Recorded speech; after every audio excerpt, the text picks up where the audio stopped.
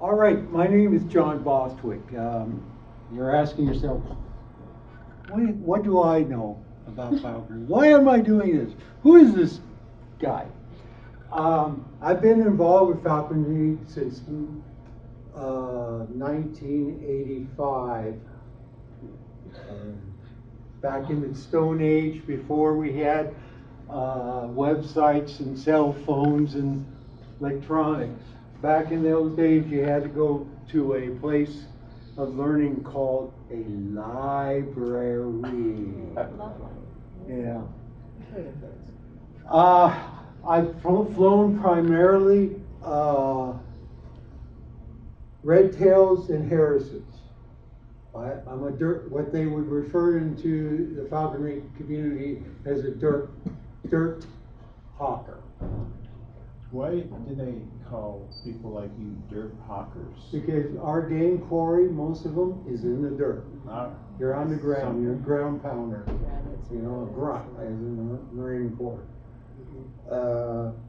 Long wingers are the aristocratic side of falconry. I'm being prejudiced, just so you know. I'll tell you when I'm being prejudiced or get on my soapbox.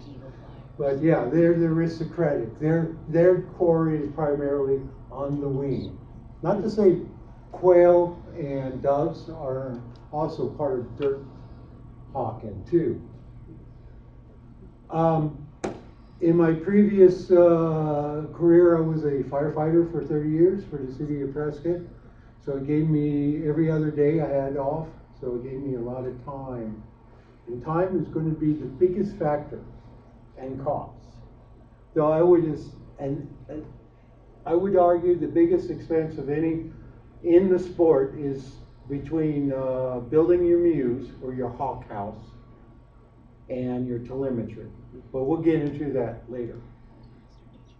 So, what does it mean to become a falconer?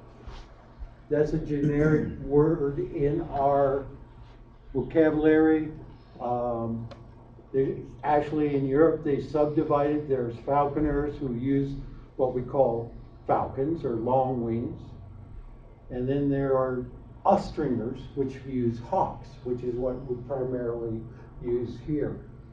We do have, if you had the opportunity to go to the weathering yard, we have quite a variety of birds and everything. In fact, we have a representative of all the major falconry groups there. We use raptors.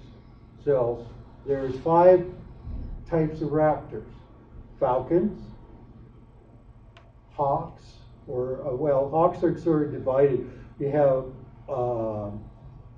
I can never say it. Burritos. I call them burritos. Bootios. I'm glad you're having trouble with this, because when I talk to my relatives about falconry, they say, well, what's a hawk, what's a falcon? And it's very difficult to keep all these categories straight. Well, and I'll go into greater detail to each category. So you have bootios, and you have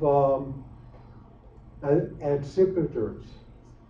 And then you have eagles, and you have owls, and there's one other group, which is vultures. Nobody flies vultures, primarily because they have a habit of, they don't hunt, they eat carrion, and then they throw it out and eat it again. Rather messy. So of the 6, there's the 5 we use. Long wings is a term for falcons. They're designed to be like a jet plane. They got long pointed wings.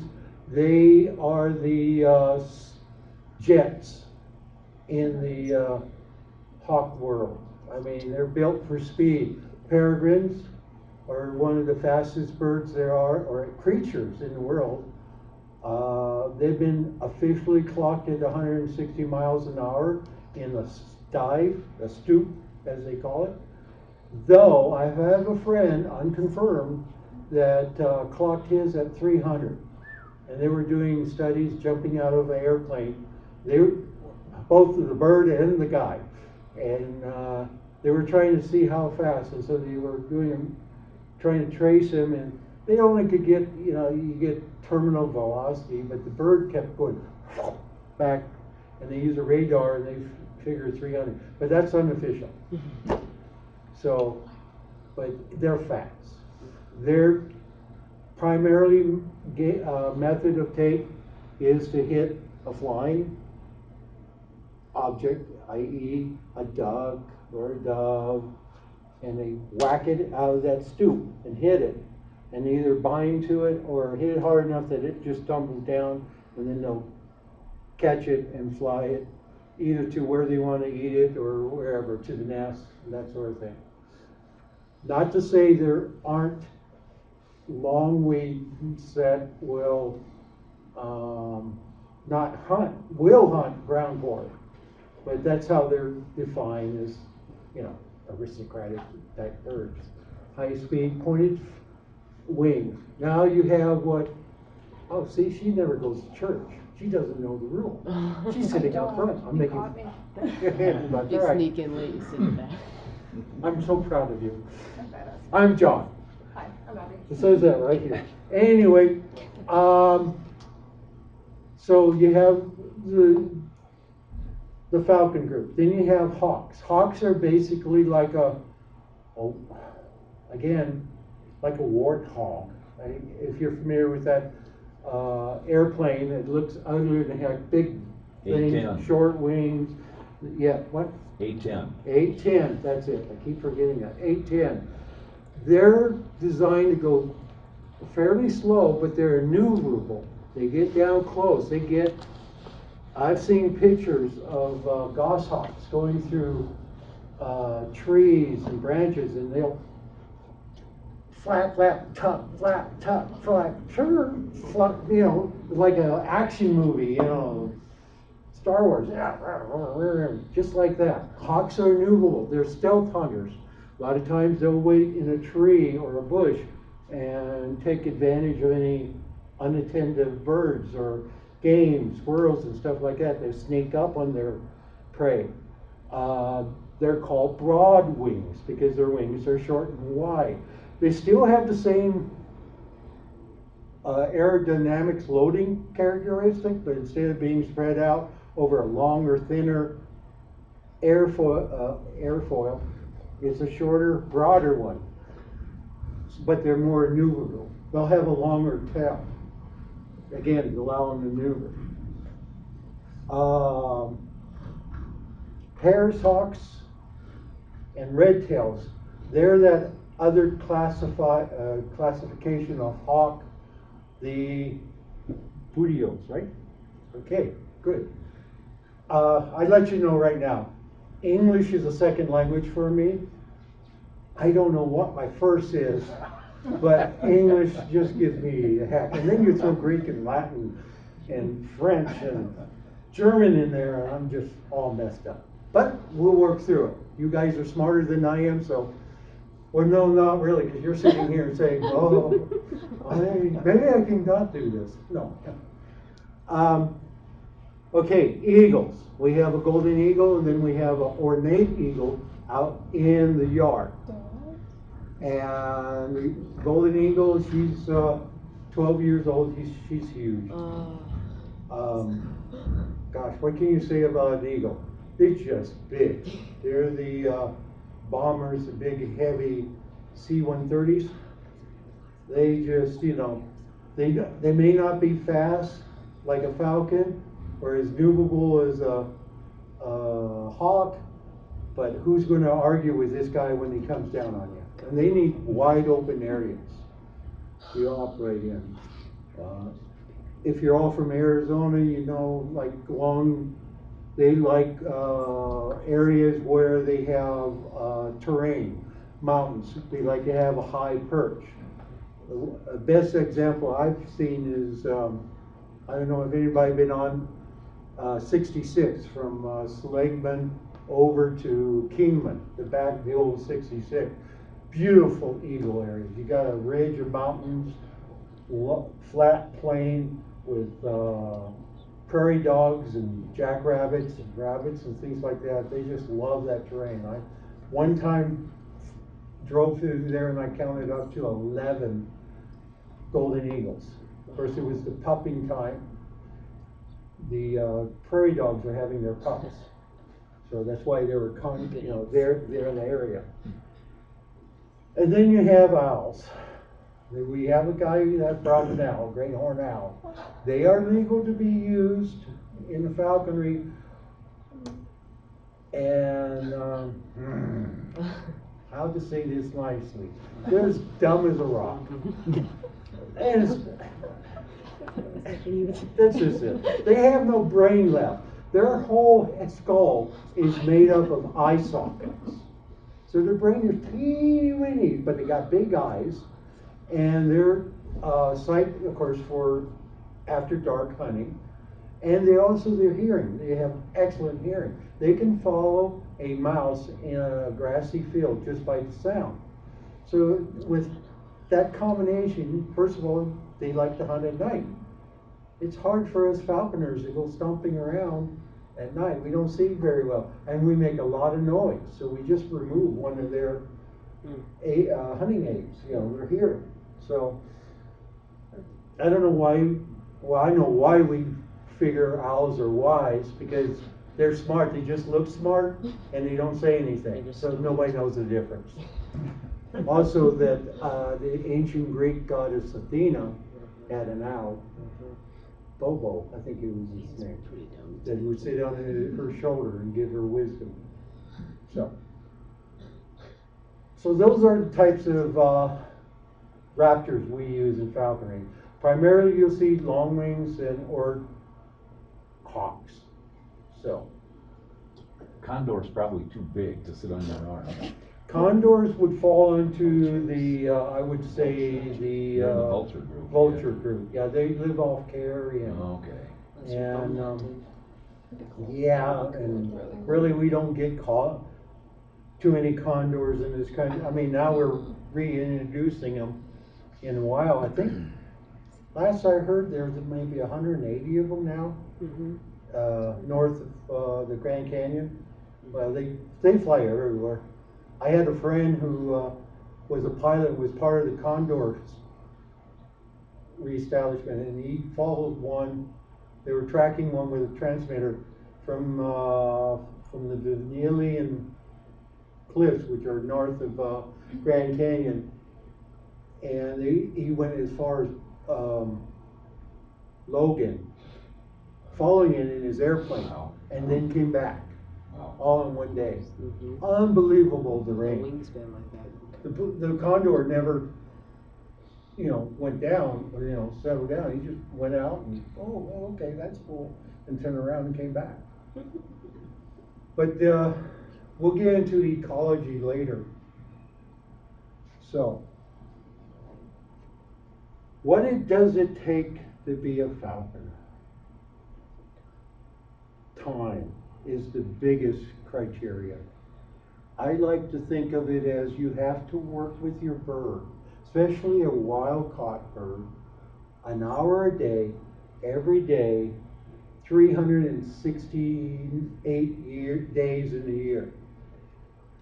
I mean, there's no rest. If you go on a vacation, who are you going to call to watch your bird? You can't get a horse sitter or a babysitter or a dog sitter, and there's, as far as I know, there isn't any hawk sitters unless you have an apprentice, then you dump it on them.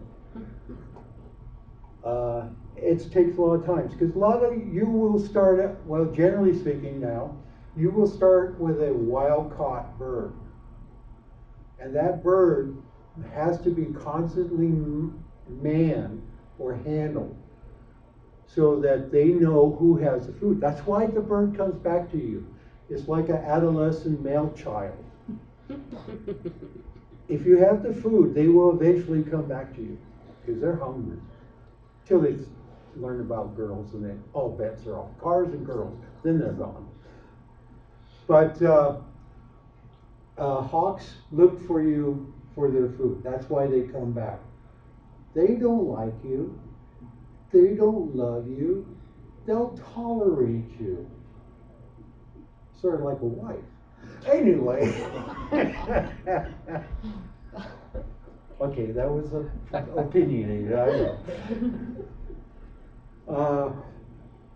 Notice I'm wearing my band. And so it's,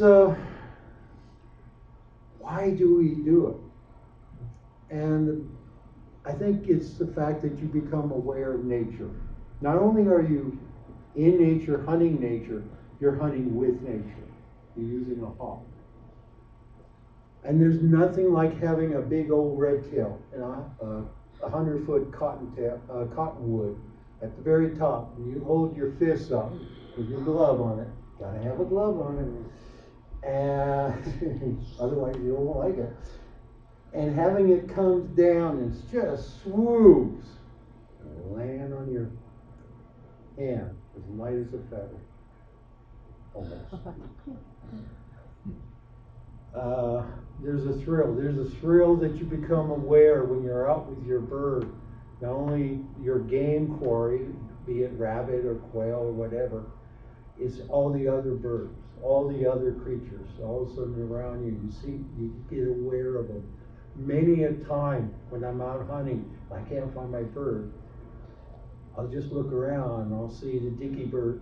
Dicky bird's a generic word for any small bird. King fly catchers, they're the notorious one. They're the little birds that chase everybody out of their nesting area. Anyway, you see them acting up. Okay, my hawk is over there because they're acting up over there. Or you watch the ravens. Oh. As a falconer, you're going to hate ravens because they're so smart. They just love harassing strange hawks in their territory. And your bird will be a strange hawk. And they'll harass it to no end. But it, you know, it's sort of neat in a way. So,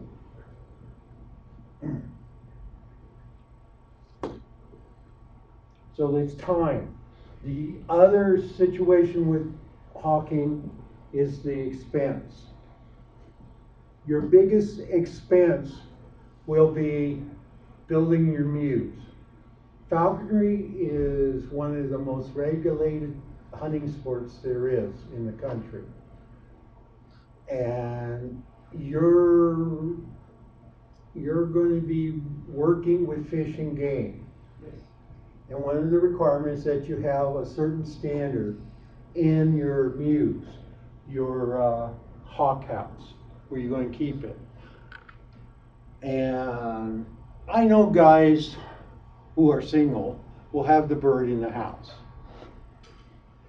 I know one guy who is married and had a bird in the house, but she had her bird too in the house. So they're messy. They'll poop everywhere. They're not housebroken. When you have a red tail, they have the ability to shoot out their slice, as they call it in polite society, 6 to 8 feet. That does a plastering job on your wall. Long wings, they're more genteel about it. They just go straight down. So that's expense there, and the time. I mean, the time really is the killer for most people. I mentioned regulations. Okay, as a falconer, the regulations are. Harold? Okay. Problem solved. Yeah. See, she steps out. Yeah.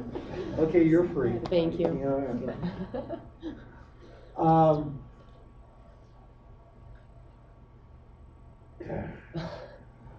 Sore point with me. Like I say, the state, these birds belong to the state as it's interpreted by me, and as this state, the game and fish. How many here are from another state than Arizona? Okay, what state? California. Even worse. And you? Michigan. Michigan, okay. They're okay. California is just a special case. They're always special. You know, I'm going to pick on California now. Good thing you're not a cop, really. Firemen and cops have this little thing. But California, you know, they have disasters, they have earthquakes and fires and Californians, you know, the 3 big disasters in California. But, okay, I know that was bad. So you become, oh no, the state, they regulate everything. So you have to go to the state and say, I want to be a falconer. What do I do? And they'll say, I can't tell you. They'll send you to the Arizona Falconers Association. What the state requires is that, 1, you have a sponsor. The sponsor is an individual that will be, in the old vernacular, your master. He's going to teach you, mentor you through your initial 2 years of having a hawk. He will make sure, hopefully, that you do things right. He will direct you towards letting you receive a general falconer's license. Depending on his temperament. I like to say that it's like being married to a guy for 2 years. I mean, you got to get along or work on a relationship. Wouldn't you agree with that, old apprentice person? Because something goes wrong with your bird, or the bird says, he's acting weird, he's sort of got his head cocked over or whatever, he's just not feels good. You want somebody that will come over and say, oh, he's just being stupid, you know, or, let's go see a vet. He will show you his techniques. The sponsor is God. He is, that 2 years can be a good professional relationship, or it could be a hell. I had a sponsor that was a paper sponsor. In other words, oh, you want to be a falconer? Yeah, okay. Sign the paper. See ya.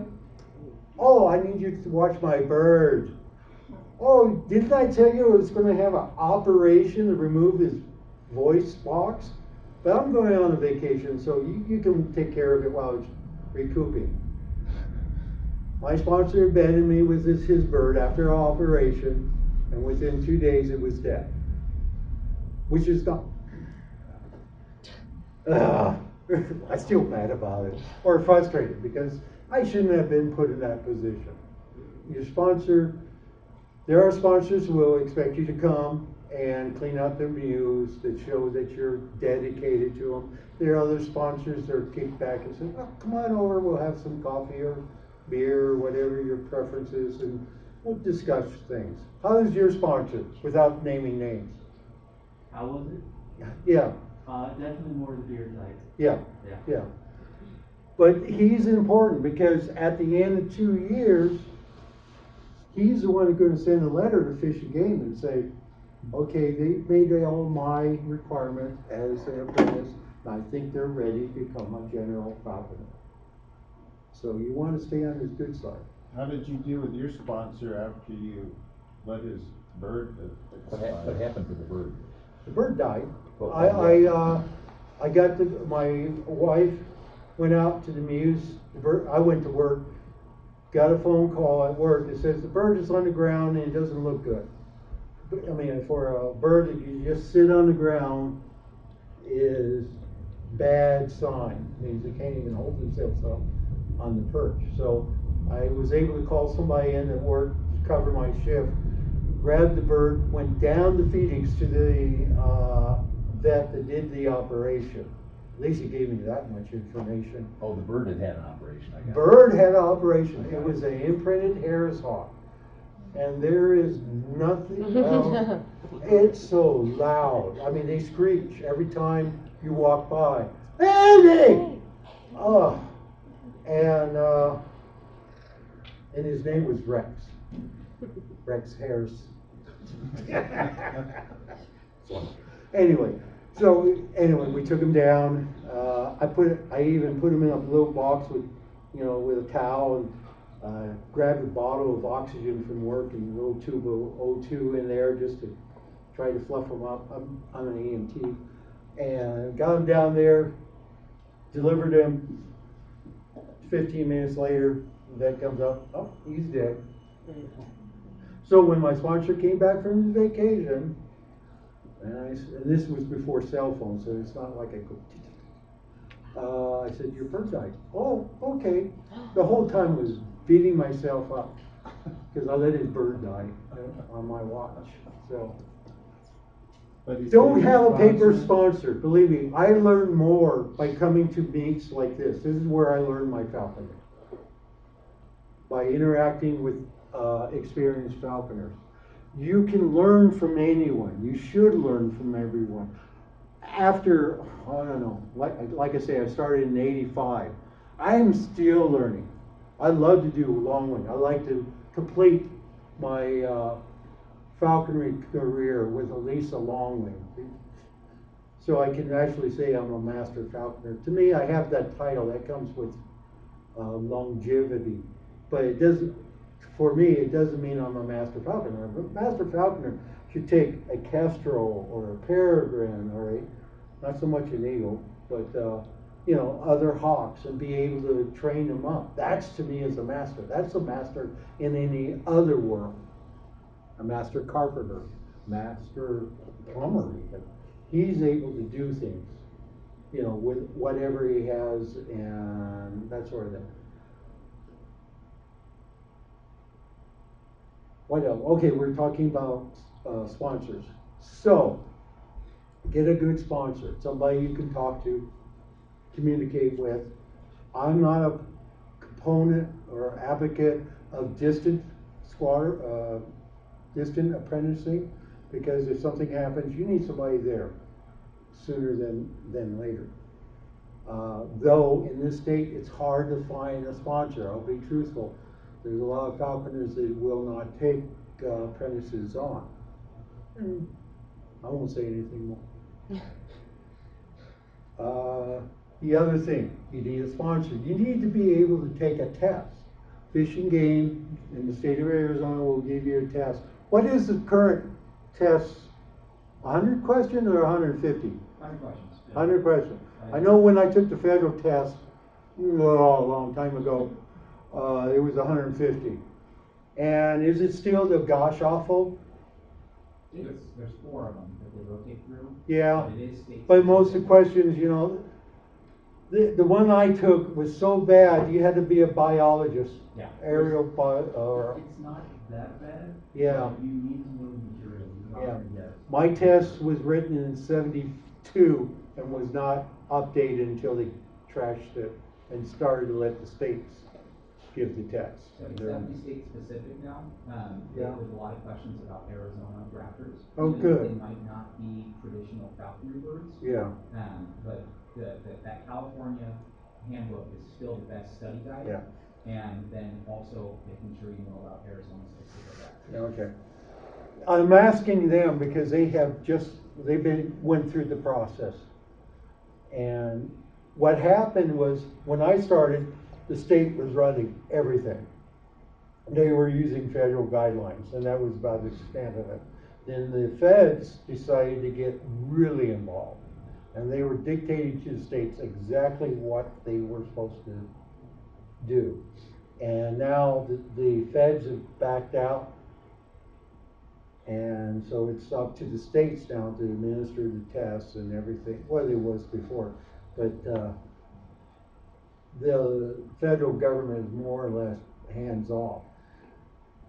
You take this test, and okay, this is a wonderful website to go to give you a basic idea. The Modern Apprentice. In my day, we didn't have that. We had these things called books. This is the Bible. Oh, blessed be the Bible. This is the BB and Webster. It's just called BB and Webster. Everybody would know that. North American Falconry and Hunting Hawks. It has all kinds of stuff, and they update it all the time. There's whole sections now on Harris hawks. When I first got involved, there was like a 3-page thing about Harris hawks. Now they're a major bird used in falconry. This is the Bible. Oh. Then there are periphery books. This is Desert Hawking with a little help. It's by, it's a composite, but by McElroy. He was a guy, one of the earliest falconers in Arizona. This is primarily using Arizona birds. It's a great reference. Again, listen to your sponsor, what he wants. Between this one, BB and Webster, you should be able, wouldn't you agree, BB and Webster, McElroy, you pretty well can get through the test? Mostly. Mostly, yeah. I thought like the California study guide. Study guide, yes. And that's something you can order online. I had a copy, and I loaned it out and never got it back. That's typical with me. But the California study guide is just basic information, everything about types of birds, ailments common with hawks and longwings, training techniques, that sort of thing. John, you mentioned expense. What can you run into big vet bills? Does that happen occasionally or infrequently, or? My personal experience has been infrequent. Now, generally, when I trap a bird out of the wild, I will take it to the vet, have him check it out, and then give a general internal parasitical shot to kill all the worms. Because in the wild they get worms and other interesting creatures. They get what is called feather mites on the outside. They don't hurt the bird, but they chew out chunks of the feathers. But yeah, and then generally I've never had to go back to a vet, except for a time I had a red tail that we were out hunting, and it came down hard on a rabbit in some rather gnarly rocks, and he scraped the bottom of his feet. And I wasn't aware of it so much at the time. That happens. But this time it got what they call bumblefoot. And bumblefoot is a hodgepodge of bacteria and viruses, stuff growing on the foot. And they can lose the foot if it's not treated. So my bird, this bird, I took it to the vet, we started treating it. I had to take the bird, put it on his back, what birds don't like to do, grab his feet, swab it, put medication on it. It was horrible. I spent up to $500. Got the feet cured. I was one of the lucky ones. We caught it early enough, it was able to be cured. But that bird hated me. So I just ended up, after spending $500, letting it go. So yeah, they can be expensive. Pet insurance works. I've never, that's a new one on me. What's that? So there's a bunch of different companies out there. I think Care Credit's probably the most popular one. Yeah. You can just get pet insurance and then get, certain deductible. So if you get a $500 deductible, if you have one of those horrible situations where it's got lead poisoning or legs, that's gonna help. But like you said, it's not the typical, it's typical that happens. Can I ask a follow-up? So Care Credit is a credit card, but have you heard of anybody using any specific pet insurance companies? Do you know? No, that's just the one that I know that a lot of vet offices have that instant $5,000 line that you can do. Yeah. Care Credit is awesome, but I would be really curious. Banner has one. The problem is you want to make sure it's something that's accepted by an actual avian vet, and hopefully specifically a raptor vet, which is rare. But someone that works on ferrets at least is going to have an idea. Interesting. Okay. It's good to think about. All right, we're talking about becoming an apprentice in the state. Okay, so So sponsor, muse, equipment. These are things that the state has the right and the obligation to come out and inspect. So they'll come to you, become what I consider a registered criminal. You have given up your First Amendment or this right to have privacy. They can come on your property at any time, unannounced, and inspect your muse. If you keep your paperwork, and we'll go talk about paperwork later, in your house, that means they could go into your house. Which, generally speaking, I got nothing to hide. But the idea of somebody going into my house, because they're law enforcement, without my permission or a search warrant, I don't like that idea. So I keep all my stuff, all my records in my muse. That's the only area that and my weathering yard, they are allowed to go to by law. Unfortunately, in the past, there were falconers that got hang up with the fish and game, and they went into the house and they found regulated substances of a green variety, and unfortunately, bad things happened to them. But that just terrible. That's not a problem in California. That's not. Oh, that's right. Well. Anyway, so they have the right, and some of the equipment. I'm changing the subject. Don't get me started in California. What are some of the equipment you need? I don't know if everybody can see in the back. One of the pieces of equipment is something to weigh your bird on. This is a $40 male scale out of Stables. They're digitized. They're great. I mean, you don't have to even think about it. Most falconers in the state of Arizona use metric system because back in the dark old days, you saw I brought my sewing machine, didn't you? I came up with this. I like doing things.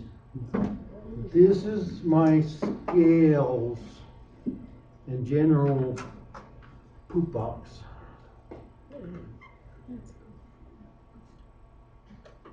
This is what we used to use. Metric, grams. Grams are such more finer detail than worrying about a quarter of an ounce or a third of an ounce or 36/16th of an ounce. I think it's grains.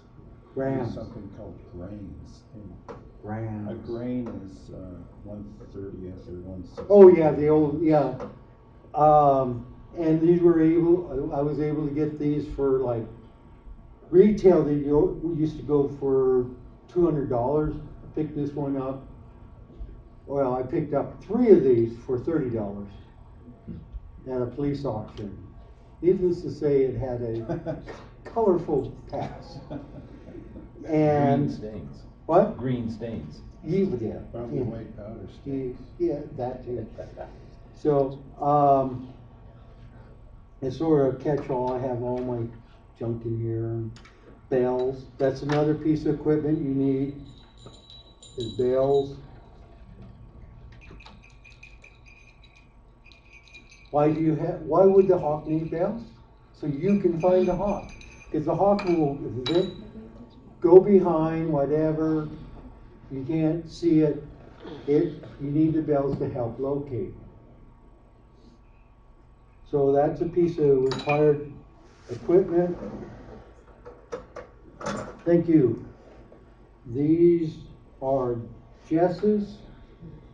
Where's my demo bird? This is the best hawk I've ever had.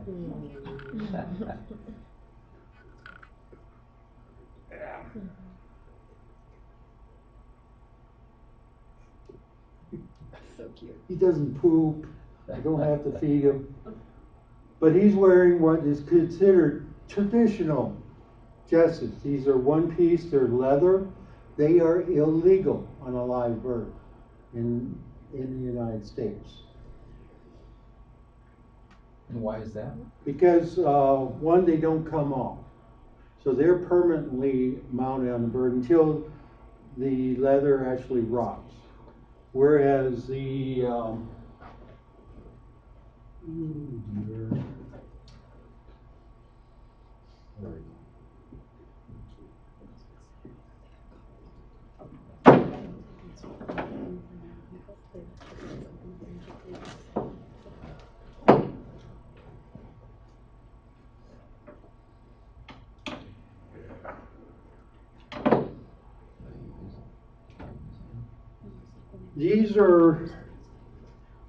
this is an old cuff.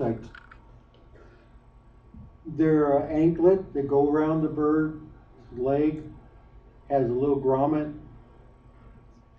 Bird, come here, bird. So they go around the leg. This is a little small, but it goes around there. And what happens is then you have the dangly part, the jess part, that slides through like that. This is a leather jess. And what happens is that when they get out there, they can pluck this out. This is a different type of jess. This is a paracord jess. I like those. I make those myself because they're quick and easy. And if you don't like them, they come out even easier for the bird. And they're very strong. So what I'll do, just so you can touch and feel, pass that around.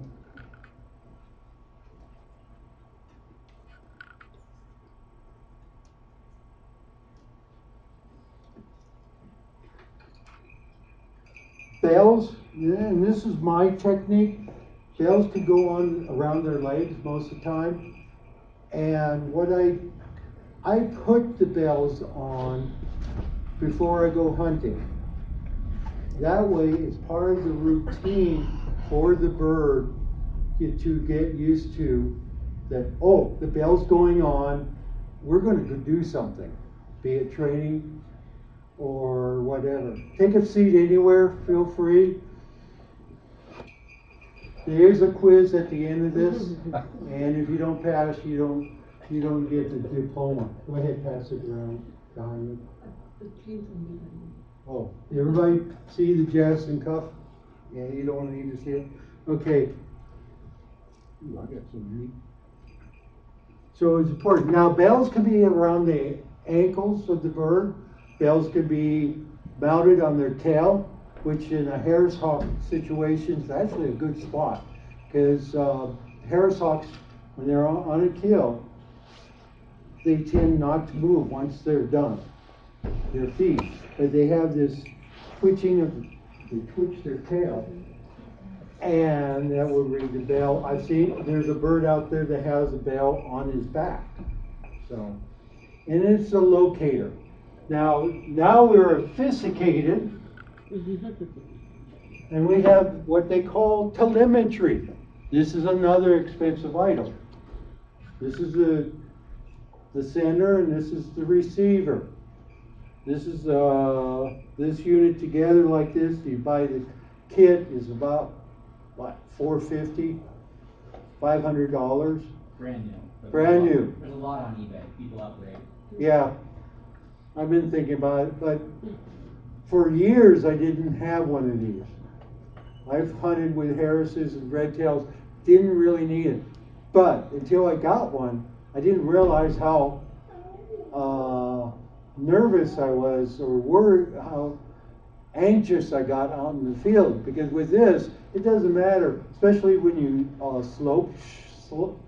soar or hunt with a bird where they use the updraft of a hillside to hang up there and then down on a kill, or they go the other side of the hill or something. This is wonderful. In a forest, I hunt in trees, junipers and pinyon pines in my area, and you know, they could be on the other side. They're standing, not moving, can't hear the bell. Beep, beep, beep. Okay, let me demonstrate. I hope it works.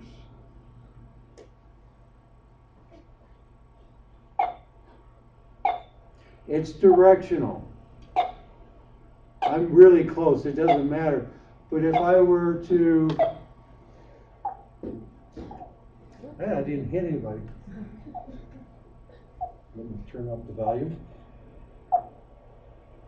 So I'm pointing at it, and as I move away,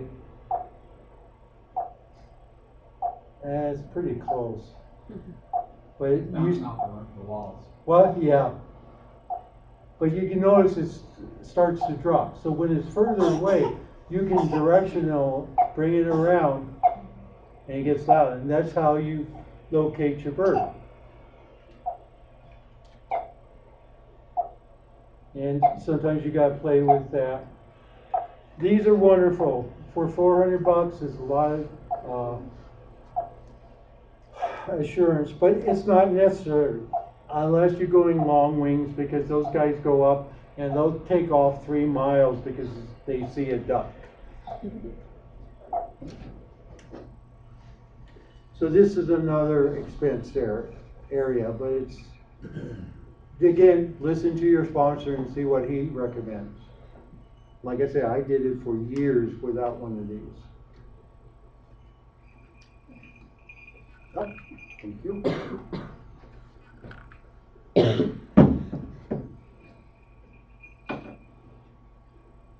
What other equipment do you need? Jesses.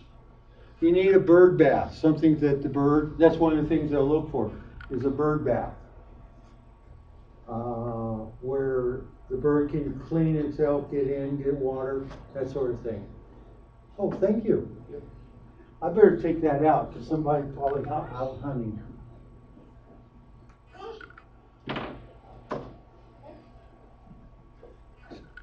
So, I'm going to show you what mews look like, hopefully. What about the hawk house? Yes?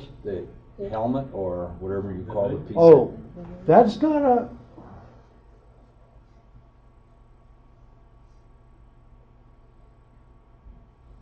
I think it would be in the equipment. tech Okay, I'll do person. What are you looking for? I think there's pictures of mews Yeah, absolutely. somewhere in the galleries. Equipment, maybe that's it. Oh, come on, come on. I'll just tether to my phone. Okay. Give me a While I second. was doing that, John, I've got like pictures of my stuff too. Okay. And hunting videos or, you know, whatever. Just let me know what you're looking for and I'll find it and put it up for okay, you.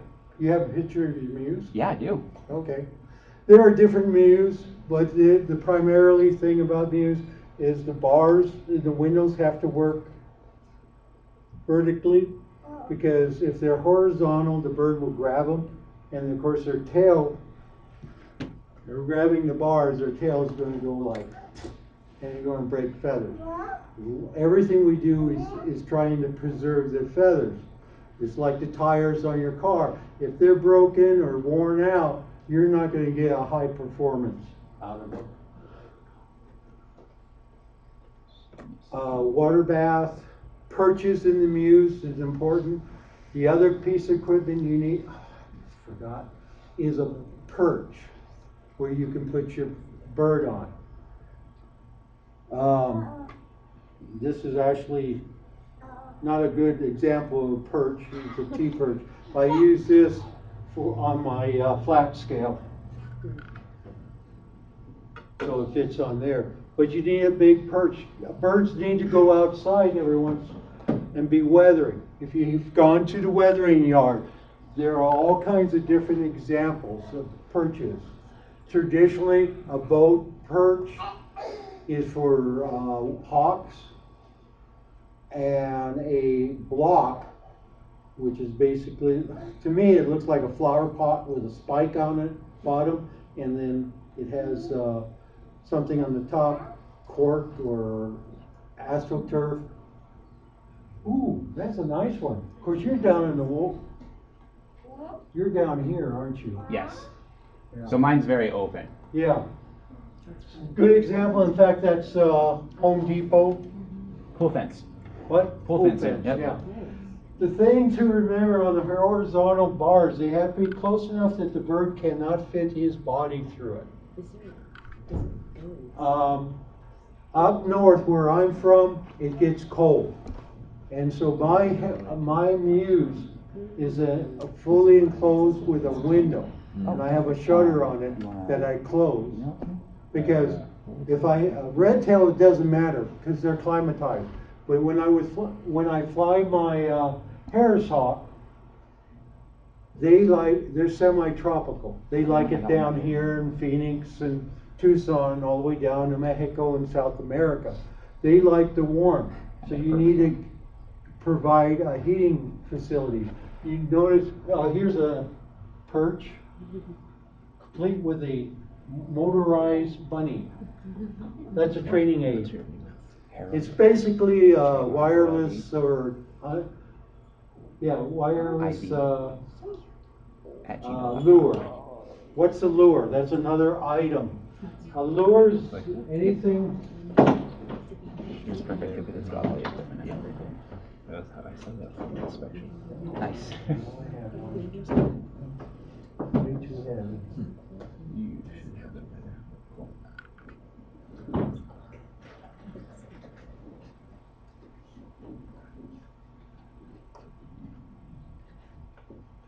So this, as a dirt hawker, this is a pretty acceptable lure. Now this thing is pretty heavy. I have it filled with gravel. This is my training lure. This is why I call it a training lure. At the beginning of your training, and we'll get into training, you throw this out, you put meat on it, and they'll come to this. They'll see this. And you got to think, okay, the hawk's eyesight is 10 times better than our own. So if they're way far away, how do you call them in? When they're close, you can use a well. When they're really close, you just call them by their name. They associate food with that name. Like my last bird was Kazar. And I said, hold up on the other piece of equipment. Is a glove. Welding gloves will do work to start with, but these are professional ones. They're not too bad. They're about $35, $40. And they're serviceable, and they're designed for falconry. If you're right-handed, you need a left-handed glove. If you're left-handed, you need a right-handed glove. I don't know how many right-handed welder gloves I have still around my house because I never used them. They look brand new, but the other ones are all cruddy, and this is my work glove here. You know, I have a fancy show glove. But getting back to calling the bird, so you call the bird, Kazar, you come to the glove, you have food there. You're getting a little bit of training. When they're further away, there's a whistle. I have a "you did good" call, which is just a little toot. In other words, if a bird does something I really like, even though he's not on my hand, like go from a lower branch to a top branch, because you want them up high. And you're catching juveniles, and they're still learning at that point. So when they do something right, I give them a toot. Now that toot also occurs when you're feeding them. Every time they take a bite, so they associate the toot to something good, food. Then I have a call, and he'll associate coming to me. That's my call. And when they're really far away, you use a lure. Again, 10 times as strong. So they'll see this movement. In fact, they'll see you put up your glove. See this movement. Sometimes they get picky and pickish. And just like that, comes to the glove. You take the lure, throw it out there. They can cover that with the cord. And I use this because it's very important. That's weighted, so you don't want to train your bird to grab the food and drag it off. You want to be able to approach your bird. Boy, I'm jumping all over the place. Sorry about that. You're supposed to be able to approach your bird and call the bird up to you. I've had birds on a rabbit. They just killed a rabbit. And I'll come up to it and say, and I do the tap too, Kazar. and they'll leave the kill to come to me to get the food. Hawks, well, raptors have two mindset. And one set is the hunt, the kill, catch it. And then there's the feed mode, the other set. I'm going to eat.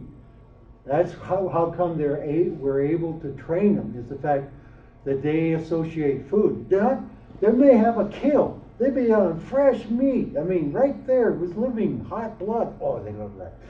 Liver. I like liver too.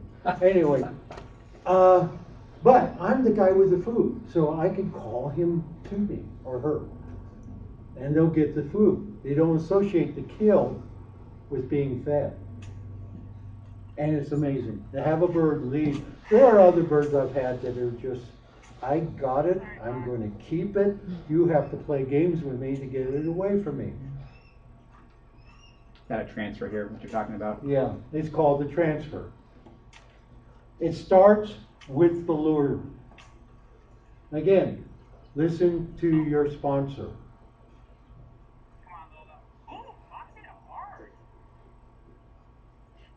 Is it in your backyard? No, it's it's between two neighborhoods. Yeah, which is down in Phoenix, is where the animals can congregate during the daytime. Then at night they go into the yards and get water and feed. So this is Pete's female on the kill, and the male watching, and so I transferred the male off. Jesus Christ, you see how hard Sorry about the commentary. It's very intense, I'm sure. So he knows, he'll come right to me. Yeah. Now my last bird, Kazar, he would take the kill in the middle of the bush and just mangle it. But I think that has to do with the fact that he was the smallest bird in his family group. So he got the last chance to get any food.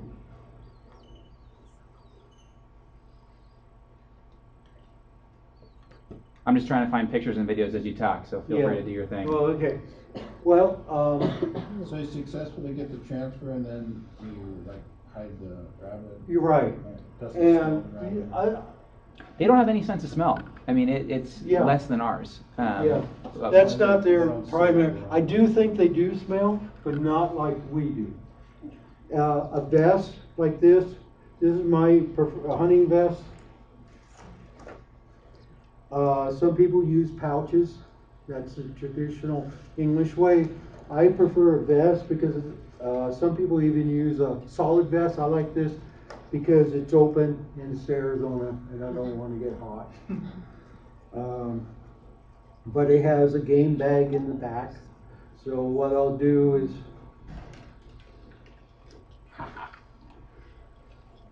the kill. Bird is sitting on the kill. Bird is mantling. That's where they hunch over it with their wings, protecting it. And they're trying to break into it. That's where they try. It's actually, the skin is pretty tough. That's why they have that hook. So they can pierce through the skin. Their bite, I mean, if they were to cramp down on you, isn't that great. Not like a parrot. I don't know anybody here handle parrots. But the bigger parrots, they have even a parakeet, have horrendous force. Of course, you look at their beak, it looks like a can opener. Because in the wild, they're opening up seed pods and thick nuts and things like that. Whereas a bird of prey, all he has to do is get a hole started, and he rips it out to get into the organs inside where all the nutrition is. So I rather get bit by a hawk than have the feet come down on me. And when we look at the live demo with the birds, you'll see what I mean by the feet.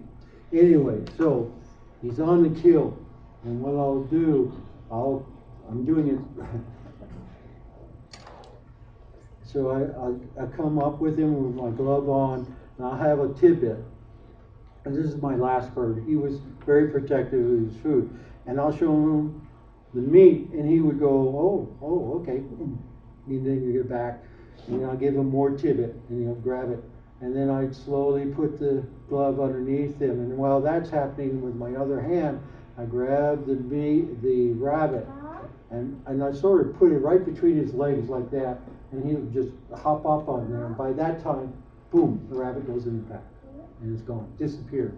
I saw a technique I'd never seen before, where the gal transferred by literally squatting down with the bird between them, or the kill between her legs, knees, on the ground, kneeling, and the bird was eating, and he would just transfer through the back. And the bird would, with their glove right here with a tibbet, and boom, transfer. It's a technique, it depends on the individual. Like I said, I've had my last red tail, boar tie.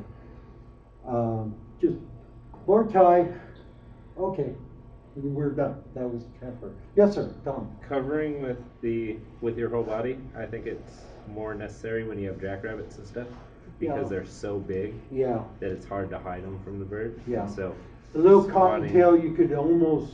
You can cover it with your glove, and your glove's usually big enough. So it's out of sight, out of mind kind of thing? Yes. Once again, it's that two mindsets that they have. So once the food, the kill has disappeared, they don't think about it. Oh, you got food. I'll go to you. You usually carry a gross old T-shirt in your vest so that you can just cover it up, and their feet are still on it. But once that's gone, they start to let go, and they'll transfer off, and it depends on your training techniques. They can usually feel the pulse, but as soon as the rabbit's dead, they usually let go quite quickly. Do you then, I mean, does the bird get to, do you feed the rabbit the bird later? It depends on your sponsor. So some people will be very adamantly against feeding your bird in the field, just because there's a chance that quarry might have lead in it. And it depends on where you're hunting, but if someone had shot that jackrabbit the year before, and you feed your bird up on it, and it eats a lead pellet, it's probably dead. So some people will say you transfer to something else that you know is safe, and some people will say open it up and let it gorge. And it just, following your sponsor's advice is the most important part. In my case, I'll actually field dress once I transferred the bird off to, depending, if I was going to feed it in the field, I will break it open, field dress it, make sure there's nothing in there. Because I've gotten a couple of rabbits where you can tell that there was like one had a shotgun pellet in his leg, and if that lead is deadly to birds. Just even one pellet. One pellet. Well, there's another one for California. You can't use lead. Right, and I think that's the best thing. In fact, Arizona's slowly going to that. I know in northern Arizona, pellets are, if you're duck hunting, you have to use steel or whatever the substitute is, but not lead, because of the condors. July 2019, it's statewide in California now. Is it? Yeah. Getting back to lures, I was training my bird. This is a lure. I got carried away. I made this, I'm going to train it to go after mountain quail, you know. And I put this thing together, and it was gorgeous. I even had little glass eyes. I went to taxidermy, put glass eyes in there. I even put a little spring there so the neck would move around a little bit. Got a taxidermy body, put this on there. First thing you did is rip it apart.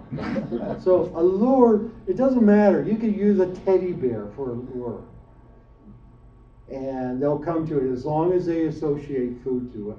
But this is my example of don't get too carried away with your lures, because they'll tear it up. They definitely like teddy bears and dog toys. Yeah. The preferred bird in Arizona is the Harris hawk. And they're unique among all the hawks, raptors in the world, in that other than the Galapagos buzzard, they hunt in a group. They have a social pecking order. They will team tag. My little bird, Khazar. What's going on The two birds perched together. Is that a modified Yeah, backpack? yes. That is Well, look at the territory. Look at the territory. Height is so they can see the game before you even do. So by having that, this is what I use. Nice. I like, I've made a ring perch you can use.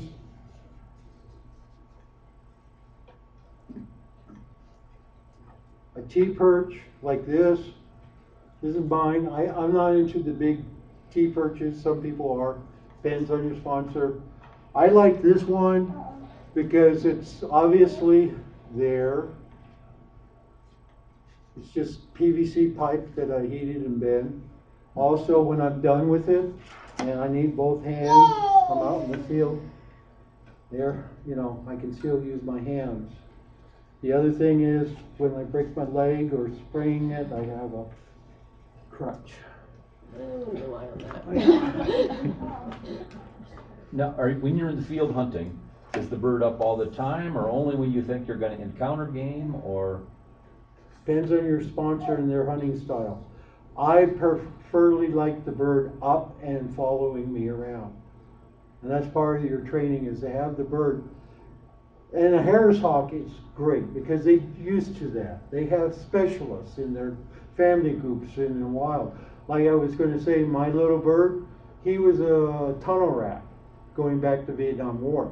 His job was, as far as I can tell, was if a rabbit goes in a hole or a pack rat nest, it was his job to go in there and muck around, and the rest of the family group will wait until something spot out or runs away and they grab it.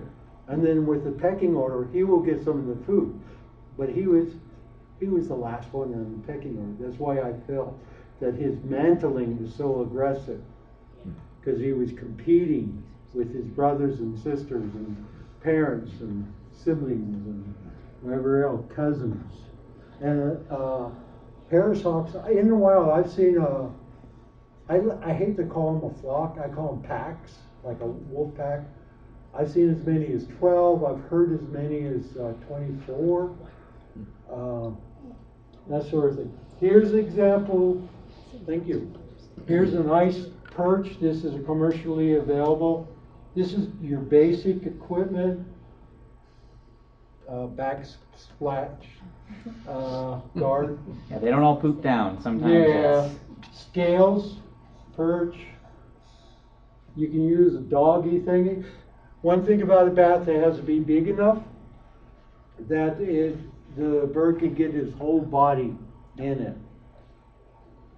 And then here's his leash and jesses and swivels.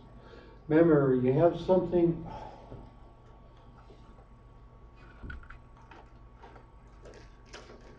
I carry everything. When you're in the field, you carry everything with you. You don't ever know. I like these. They take gloves. You can get disease from your game because they have, like down here, they have rabbit fever. Us mammals, we can get it. Up in Prescott area, we have bubonic plague in our population, rodent population. It's just best to protect yourself. Again, I'm a firefighter. Putting gloves on was everyday chore, you know. And so, and also makes it easier. Your hands will get gore on it. Falconry is a blood sport. You will. The whole intent of falconry is to kill something with a hawk, and you'll get blood on you. The other thing about falconry, it is a blood sport. They don't tell you that some of that blood will be yours. That's why I wear long sleeve shirts, because when I do a live demo with a bird, as you can see, I have scars. Of course, that's from the burns and the brush. Oh, I hate it down here. Choyas. How can you live with choyas? I'm a mountain man. You know, we don't have choyas. At least not that as thick as they do down here. Mesquite, you know, thorns, it's typical Arizona. What doesn't bite you will sting you, stick you, and suck the fluids out of you. Gosh, I can't believe I didn't bring a lure. I made one yesterday. But I mean not a lure, but a leash. attached to the birds. We'll show you a whole rig when you step out. Let's see, what time is it?